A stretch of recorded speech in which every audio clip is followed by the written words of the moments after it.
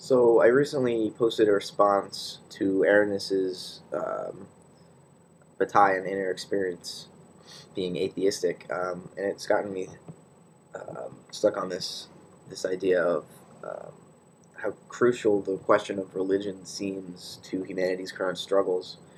Um, just look at the Middle East. We see this old, outdated um, religious structure and worldview clashing our own Western secular values, and it's really tearing the world apart. And it doesn't seem as though the two sides can communicate at all. Um, and with the rise of the Enlightenment and science and the objective gathering of knowledge, most of the educated classes, the cultural elite, thought that religion would just disappear because people wouldn't have to appeal to these um, these transcendental realms and unknowns and mysteries to make sense of their lives, because we would just know all there was to know and people wouldn't have any more questions. Um, but obviously that's not the case. Religion is still here, and it's probably flourishing today more than it's ever flourished before.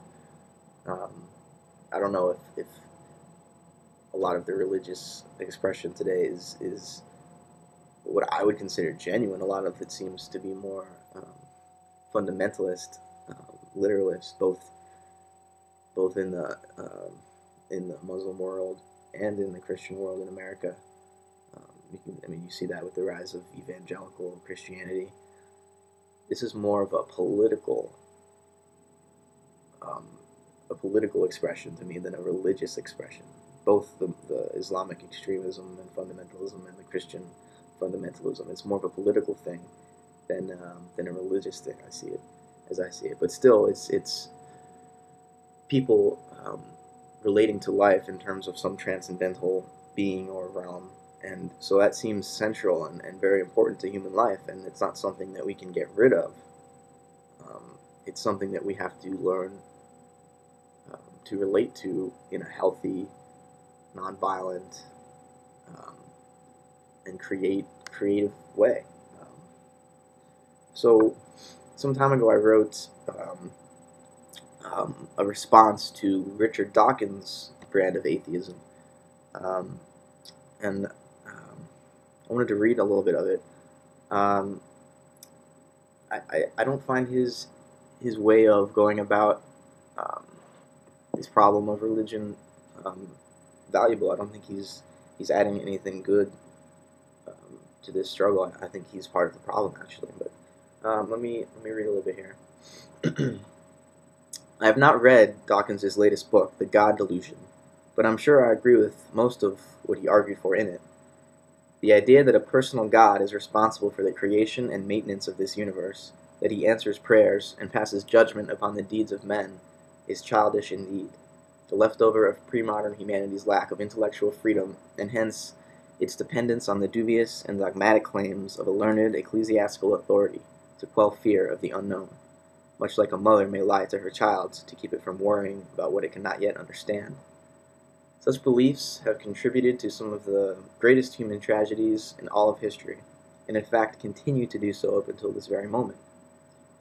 Our world is in dire need of the rationality Dawkins employs in his deconstruction of its outdated religions, and indeed we have reached a point in time when the widespread availability and connectivity of information has given nearly every person on earth the ability, and therefore the moral responsibility, to become more fully aware both of the world around them and the world within them. I do, however, have a few qualms with Dawkins' credo, among which is his insistence on referring to himself as an impassioned atheist. It makes him sound as though he has a deep-seated emotional bias against anything overtly spiritual. I suppose someone needs to do what Dawkins is doing, playing the kryptonite to orthodox religion's Superman, but atheism is no more than a reaction to theism. Going out of his way to assert disbelief in God, indeed at times condescendingly, Dawkins seems to reveal an underlying obsession with the supernatural that is just as fervent as the worship of those he rants against. All psychological analysis aside, though, my only real reservation about Dawkins' crusade to rid the world of the silly literalisms of outdated religion is that he seems to offer little to replace them. That they need replacing is obvious, but that science alone might be able to fill this gap, as Dawkins suggests, seems a bit like suggesting that menus could replace meals. Obviously they cannot, or we would all soon starve. The human being is and always has been both animal and angel, both worldly and spiritual. We are drawn to both the immanent and the transcendent, sometimes parading around like gods, other times moping guiltily for our sins. It seems, then, that throwing out our mystical side in favor of our rational will leave us with nothing but descriptions of the world unaccompanied by their experiential counterparts. There is a certain inner sense of the genuinely spiritual hiding beneath the drab and pockmarked shell of religion. Now that it has come time for us to crack this shell, we have to be careful not to toss the life of the yoke away with it. I fear that an overly literal interpretation of the merits of science could turn out to be just as destructive as the literal religion that preceded it. And I quote Dawkins at length from the opening to a recent documentary entitled The Big Questions. Quote, "The human race is one of the wonders of the universe, and of all our remarkable properties, one stands out. It is that we are restlessly drawn to ask questions like, why are we here? And what is the purpose of life?" End quote. So far I have no problems. Dawkins goes on, quote, "The great civilizations and cultures of the past came up with various answers, all unsatisfying because they were made up, rather than being properly investigated." Now I'm starting to get a little worried. Can science come up with something better? I think so. I would say I get worried because I sense that Dawkins is here overstepping his bounds as a scientist. The most sacred of scientific creeds has it that one ought not to apply the tools of the trade to areas where they do not apply, such as the spheres of value and meaning.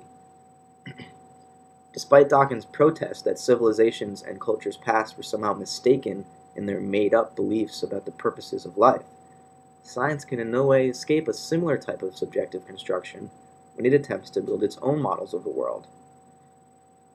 Dawkins goes on to say, quote, "For most of the 500,000 years of human existence, we have been unable to answer the question of why we are here. It was only 150 years ago that science first tried to find an answer." End quote. For Dawkins, that answer was Darwin's theory of evolution.